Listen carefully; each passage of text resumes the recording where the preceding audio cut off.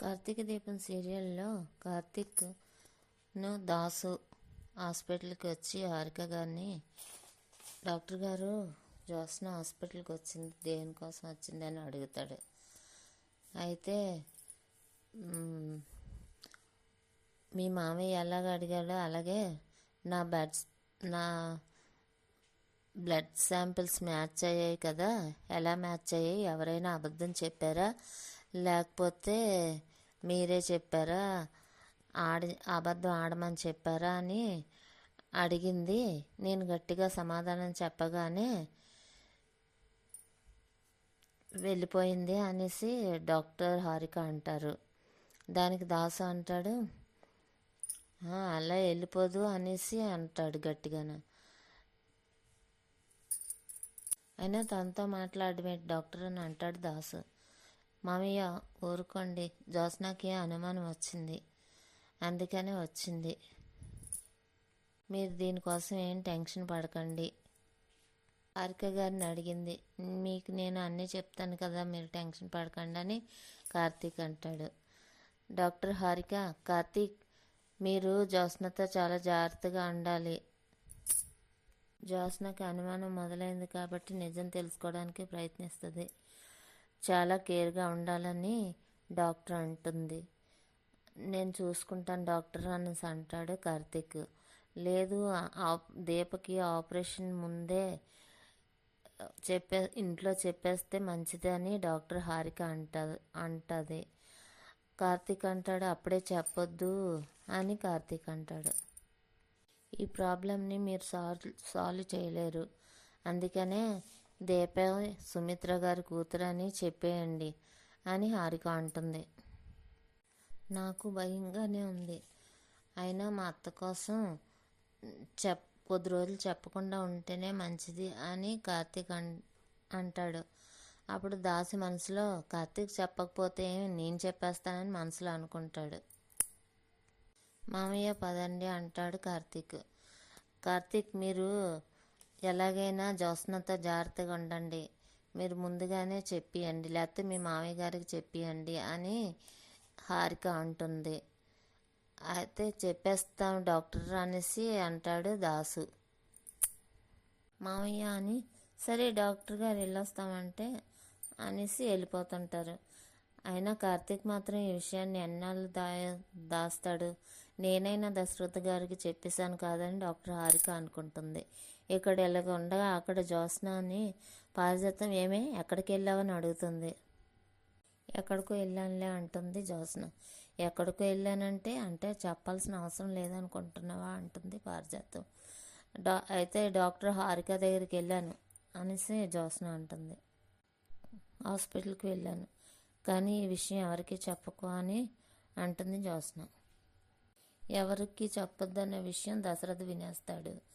పారిజాతం తన మనసులో ఎవరైతే వినకూడదు అనుకుంటుందో వాడే విన్నాడు, వింటే నాకేంటి నష్టం అనేసి పారిజాతం మనసులో అనుకుంటుంది. అప్పుడు దశరథ అడుగుతాడు, హారిక గారిని ఎందుకు కలిసా, ఆ విషయం ఎందుకు ఇంట్లో తెలియకూడదు అనుకుంటున్నా అని అంటాడు. చెప్పు జ్యోత్స్న అంటాడు దశరథ. అయితే హారిక మనసులో దరిద్రం నా చుట్టూనే తిరుగుతుంది అనేసి మనసులో అనుకుంటుంది. ఈలోగా చెప్పు అనడం శ్రీమన్నారాయణ ఆలకిచ్చి ఏమైంది దశరథ అని అడుగుతాడు. జ్యోత్స్న హాస్పిటల్కి వెళ్ళింది, ఎవరికి చెప్పకూడదని అంటుంది, ఇంట్లో తెలియకూడదని అనుకుంది అని అంటాడు. ఎందుకు తెలియకూడదు అనుకున్నది అనేసి అని అంటే ఏమో తెలీదు, అది జ్యోత్స్నయే చెప్పాలి అని దశరథ అంటాడు. చెప్పు జ్యోత్స్న అని అంటాడు దశరథ. మమ్మీకి ఆపరేషన్ ఇచ్చిన డేట్ కంటే ముందే చేస్తారేమో అని అడగడానికి వెళ్ళాను అంటుంది జ్యోత్స్న. నువ్వు బ్లడ్ శాంపిల్స్ సుమిత్రతో మ్యాచ్ అయ్యాయి కదా, ఇంకెందుకు బాధపడ్డావు, అయినా సరే శాంపిల్స్ మ్యాచ్ అయిన దగ్గర నుంచి నువ్వు ఎందుకో చాలా బాధపడుతున్నావు, నేను హ్యాపీగా ఉన్నాను కానీ నువ్వు బాధపడుతున్నావు, నువ్వైనా డాక్టర్ గారిని ఏమడిగావో అది నేను డాక్టర్కి ఫోన్ చేసి కనుక్కుంటాను అంటాడు దశరథ. పారిజాత మనసులోని ఏంటి అయినా వాళ్ళ అమ్మతో మ్యాచ్ అయ్యే కదా, ఎందుకు ఇలాగ అవుతుంది, ఇదేదో పిచ్చి పని చేసే ఉంటుంది అని అనుకుంటుంది పారిజాతం. పాత తప్పులు కానీ తిరగేస్తుందా అనుకుంటుంది. అయితే నా మీద నమ్మకం లేకపోతే ఫోన్ చేయండి డాడీ అంటుంది జ్యోత్స్న. జ్యోత్స్న టాబ్లెట్స్ పడేసేయడం, అమ్మకు తెలియకుండా హాస్పిటల్కి వెళ్ళడం, ఇవలాంటివన్నీ తప్పులే కదా, ఇంట్లోంచి వెళ్ళిపోవాలనుకోవడం అన్నీ అని దశరథ అంటే, జ్యోత్స్న ఇంతకుముందు చేసినవి తప్పే అనుకోవచ్చు. జ్యోత్స్న ముందే భయస్తురాలని మనకు తెలిసిందే కదా. అయినా జ్యోత్స్న శాంపిల్స్ మ్యాచ్ అవ్వకముందు నేను తప్పు చేస్తుందేమో అనేసి అనుకున్నాను. కానీ ఇప్పుడు జ్యోత్స్న శాంపిల్స్ మ్యాచ్ అయ్యాయి కాబట్టి ఇప్పుడు అదేం చెయ్యదులే అనేసి అంటాడు శ్రీమన్నారాయణ. అయినా జ్యోత్స్న డాక్టర్ గారితో ఆ రోజు చెప్పింది కదా, మిస్టేక్ నాలో లేదు మీ దగ్గరే ఉంది అనేసి జ్యోత్స్న ఆ రోజే చెప్పింది కదా, అదే నిజమైంది. లేకపోతే ఆ శాంపిల్స్ ఇప్పుడు కూడా మ్యాచ్ అవ్వకూడదు కదా అని అంటాడు శ్రీమన్నారాయణ. నా అనుమానం కూడా అదే నాన్న, అక్కడే ఏదో తేడా జరిగింది, డాక్టర్ గారిని అడిగే తెలుసుకుంటాను అని దశరథ అంటాడు. మనసులో తాతయ్య ఎన్ని చెప్పినా డాడీ నమ్మేటట్టు లేడు అని మనసులో అనుకుంటుంది జ్యోత్స్న. ఇదంతా బావ పనే అయ్యుంటుంది. బావకి దీపే ఇంటికి వాసరాలని తెలుసుంటే ఈ పాటికి డాడీకి చెప్పేసి ఉండేది కదా, ఇప్పటి వరకు చెప్పలేదంటే బావకు తెలీదా అని జ్యోత్స్న అనుకుంటుంది మనసులో. దశరథ అనుకుంటాడు, జ్యోత్స్న నువ్వు చాలా తేడాగా ఉన్నావు, ఈ తేడాలన్నీ ఈరోజే నేను తేల్చుకుంటానని మనసులో అనుకుంటాడు. ఇది ఇలా ఉండగా మామయ్య గారు లోపలికి రండి అనేసి దీప శ్రీధర్తో అంటే, శ్రీధర్ ఏమో లేదమ్మా నేను వెళ్తాను అనేసి అంటాడు. అని దీప నేను ఒక విషయం మాట్లాడినా అంటే ఏంటి మామయ్య గారు అంటుంది. అదే కార్తీక్ వాళ్ళ అమ్మ బాధపడితే అస్సలు తట్టుకోలేడు, అదే నేను బాధపడితే నన్ను బాధిస్తాడు, అలాంటిది నా కోసమని అంతలాగా మాట్లాడాడంటే ఏదో కారణం ఉండుంటుంది, ఏంటది అని అడుగుతాడు శ్రీధర్. మీ ఇద్దరు కలవాలని బావకుండదా మామయ్య గారు అంటుంది దీప. ఉంటుంది, కానీ నేను ఎన్నిసార్లు కాంచనని నన్ను క్షమించమని అడిగాను, అయినా కూడా తను క్షమించలేదు. చూసేవాళ్ళకి ఏంటి ఎన్నిసార్లు అడుగుతుంది అనుకుంటారు, కానీ నేనైతే ఓడిపోలేదు, కానీ ప్రయత్నం కొంచెం ఆగింది అంతే అని అంటాడు శ్రీధర్.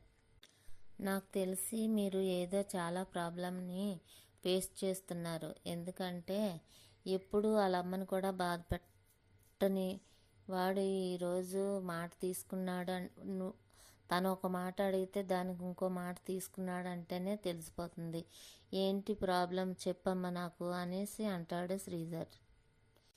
ఏం లేదు మామయ్య గారు అంటుంది దీప. అమ్మ, ఒంటికి తగిలిన గాయం డాక్టర్ దగ్గర దాయకూడదు, మనసుకు తగిలిన గాయం ఇంటి వాళ్ళ దగ్గర దాయకూడదు, అది అందరికీ మంచిది కాదు. నాకు తెలిసి కార్తీక్ మంచి కొడుకే కాదు, మంచి భర్త కూడా. నాకు తెలిసి మీ ఇద్దరికీ అన్ని విషయాలు తెలిసే ఉంటాయి, ఏంటమ్మా చెప్పు. తల్లికి అంతలా మాట ఇచ్చాడంటే అది ఏదో జరుగుతుంది, ఏంటమ్మా చెప్పు. ఇంతగా అడిగినా నువ్వు చెప్పకపోతే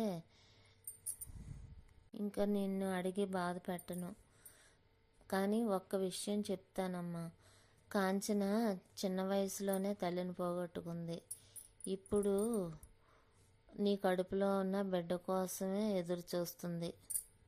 తన కొడుక్కి వాళ్ళ అన్నయ్య కూతుర్నిచ్చి పెళ్లి చేద్దాం అనుకున్నప్పుడు ఒక చిన్న ఇష్యూ వచ్చి తనకి బాగలేనప్పుడు నేను తన వైపు జాలిగా చూసినప్పుడు నా వైపు మీరు అంత జాలిగా చూడకండి, నాకు ఏం జరిగినా నేను అంత తొందరగా చచ్చిపోను, నా కొడుకు పిల్లల్ని చూడాలి కదా అని అన్నది. దీన్ని బట్టి నీకేమర్థమైంది అంటే మీకు పుట్టబోయే బిడ్డ అంటే తనకి ప్రాణం. ఆ బిడ్డకి ఏమైనా అయిందంటే తను చచ్చిపోయినట్టే అనేసి అంటాడు. ఇలాంటి మాటలు నేను అనకూడదు, కానీ మీ అత్త బట్టి చెప్తున్నాను. నీ బిడ్డని నువ్వు చాలా జాగ్రత్త చూసుకుంటావు, నాకు కూడా తెలుసు అనుకో అని అంటాడు శ్రీధర్. దీప బిడ్డ ప్రాణాలు కోల్పోవాలని ఆపరేషన్ జరిగితే అన్న మాటలు గుర్తు తెచ్చుకుంటుంది. అప్పుడు కార్తీక్ శ్రీధర్ అంటాడు, అమ్మ బిడ్డ జాగ్రత్త, కాంచన చేతిలోని నీ బిడ్డను చూసాకే నాకు తృప్తి. కార్తీక్ వస్తే నేను వచ్చానని చెప్పమ్మా అని చెప్పేసి వెళ్ళిపోతాడు శ్రీధర్. మీరందరూ ఆశలు పెట్టుకున్న ఆశలన్నీ నేను చేశాననేసి నన్ను అసహించుకుంటారో లేకపోతే అర్థం చేసుకుంటారో నాకే తెలియట్లేదని దీప ఏడ్చుకుంటుంది. అక్కడ దాసుతో మామయ్య ఏంటి అసలు మీరు ఏమైపోయారు, అసలు ఎన్నాళ్ళు ఏమైపోయావో తెలుసా, అసలు మేము ఎంత టెన్షన్ పడ్డామో తెలుసా. ఆ రోజు అలాగే నిజం చెప్పేస్తానని ఇప్పటిలానే వచ్చావు, అప్పుడు కూడా నిజం నువ్వు ఎక్కడ చెప్పేస్తావా అని నేను మామయ్య ఇంటికి వచ్చాను. కానీ అక్కడ తీరా చూస్తే నీ తాయెత్తు తప్ప ఏమీ లేదు. ఫోన్ చేస్తే ఎత్తవు, కాశీని నీ కోసం అడుగుదామంటే కాశీ జీవితం వేరేగా ఉంది. ఏంటి ఇక్కడ జరుగుతున్నది నీకు తెలిసిందే కదా, అయినా కత్తి తీసుకొని బయలుదేరావేంటి, డాక్టర్ని వేసేద్దామా అనేసా. జ్యోత్స్నతో కలిసి డాక్టర్ తప్పుడు రిపోర్ట్ ఇచ్చి ఎక్కడ వదిన చంపేస్తారో అనేసి నేను డాక్టర్ని చంపేసి జైలుకి వెళ్ళిపోవడానికి సిద్ధంగా ఉన్నాను కార్తీక్, అందుకే చంపడానికి వెళ్ళాను అంటాడు దాసు. డాక్టర్ మన్మన్సే అని తెలిసింది కదా అని కార్తీక్ అంటే, జ్యోత్స్న మన్మన్స్ కాదు కదా అని దాసు అంటాడు. సరే ఎన్నాళ్ళు ఇప్పటి వరకు ఏమైపోయావు అని అడుగుతాడు కార్తీక్. నువ్వు చెప్పిందంతా కరెక్టే అల్లుడు, ఎప్పటిలాగే నేను ఇంటికి వెళ్ళాను నిజం చెప్పేద్దామని, కానీ నా కూతురు నన్ను ఎప్పటిలాగానే మోసం చేసింది, కిడ్నాప్ చేసేసింది. ఒక ఇంట్లో 2 రౌడీ వేధవల్ని పెట్టి నాకు కాపలా పెట్టి అక్కడే ఉంచింది. వాళ్ళకి మస్కా కొట్టి నేను తప్పించుకొని వచ్చేసాను. అదృష్టం బాగుండి దీప బ్రతికిపోయింది, కానీ ఆ రౌడీల్ని పంపించింది కూడా జ్యోత్స్నయే. ఏమీ జరగలేదు కాబట్టి సరిపోయింది, ఏమైనా జరుగుంటే అప్పుడు జ్యోత్స్నని వదిలేద్దామా, చెప్పల్లుడు, జ్యోత్స్నని వదిలేద్దామా అని బిగ్గరగా అరుస్తాడు దాసు. ఇక్కడ ఇలా ఉండగా అక్కడేమో దశరథ హాస్పిటల్కి వెళ్తాడు.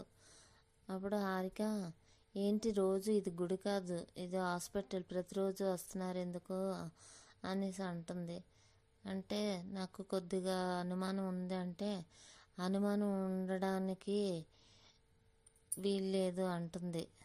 జ్యోత్స్న మీకు అన్న కూతురు కాదనుకుంటున్నారా అనేసి అడుగుతుంది. మీకెందుకు అనుమానం వచ్చింది అని అంటాడు దశరథ. జ్యోత్స్నకి ముందు చేసిన రిపోర్ట్స్ ఇప్పుడు చేసిన రిపోర్ట్స్ నాకు ఇవ్వండి డాక్టర్ అని అడుగుతాడు దశరథ. హారిక మనసులో దశరథ్ గారికి రోజు రోజుకి అనుమానం పెరిగిపోతుంది. ఇప్పటి వరకు జ్యోత్స్నకి ఏ టెస్టులు చేశారో ఆ రిపోర్ట్స్ అన్నీ నాకు ఇవ్వండి అనేసి అంటాడు దశరథ. మనసులో ఇదన్నీ ఇచ్చేస్తే దీప తన కూతురే అని తెలిసిపోతుంది అనేసి అనుకుంటుంది హారిక. సుమిత్ర ఆపరేషన్కి ఏదైనా అవసరమైతే నేను అడుగుతాను, ఇప్పుడు మీరు సడన్గా వచ్చి రిపోర్ట్స్ అడుగుతారేంటి అనేసి అంటుంది హారిక. అని మనసులో అనుకొని, అసలు మీరు మా మీద నమ్మకం లేక అడుగుతున్నారా లేదా వేరే డాక్టర్ దగ్గర ట్రీట్మెంట్ తీసుకోవాలని అడుగుతున్నారా అని డాక్టర్ హారిక అంటుంది. లేదు డాక్టర్, మీ మీద నమ్మకం లేక కాదు, మనం ఏదైతే గట్టిగా నమ్ముతామో అదే జడ్జిమెంట్. అది కాస్త ఇన్బ్యాలెన్స్ అయ్యిందంటే అది మనమే రీఛార్జ్ చేయాలి అనేసి అంటాడు దశరథ. ఎలా చేస్తారని అడుగుతుంది హారిక. జ్యోత్స్న రిపోర్ట్స్ తీసుకొని సెకండ్ ఆప్షన్స్గా వేరే డాక్టర్ని అడగాలనుకుంటున్నాను. సెకండ్ ఒపీనియన్ మళ్ళీ డాక్టర్స్ సజెషన్ చేస్తూ ఉంటారు. డాక్టర్స్ మంచిదే అని చెప్తారు కాబట్టి అందుకే నేను అడిగాను అని అంటాడు దశరథ. మీరు ఏ ఉద్దేశంతో అడిగినా డాక్టర్ మీరు నాకు తొందరగా ఇవ్వండి రిపోర్ట్స్ అంటే, నేను ఇప్పుడు ఇవ్వలేను దశరథ్ గారు, ఎందుకంటే నాకు అర్జెంటుగా ఆపరేషన్ ఉంది, ఆపరేషన్కి వెళ్ళాలి అంటుంది. అయితే ఎంతసేపు పడుతుంది అని అడిగితే చాలా టైం పడుతుంది, మీకు రాత్రికి మెయిల్ చేస్తాను అంటది హారిక. అయితే మర్చిపోకండి డాక్టర్ అంటాడు దశరథ. మీరు ఇంతలాగా ఇక్కడికి వచ్చి అడిగాక నేను ఎలా మర్చిపోతాను అని అంటుంది హారిక. సరే అంటాడు దశరథ. తన మనసులో నేను ఈ టెన్షన్ భరాయించలేకపోతున్నాను, వెంటనే కార్తీక్ ఫోన్ చేసి ఏదో ఒకటి చేయమని చెప్పాలి అని అనుకుంటుంది. ఇది ఇక్కడ వెళ్ళకుండా అక్కడ కార్తీక్తో దాసు చెప్పల్లుడు చెప్పు, జ్యోత్స్న మీద అసహ్యం వేస్తుందా, చంపేయాలనుకుంటున్నావా, చెప్పల్లుడు చెప్పు అని అంటుంటాడు.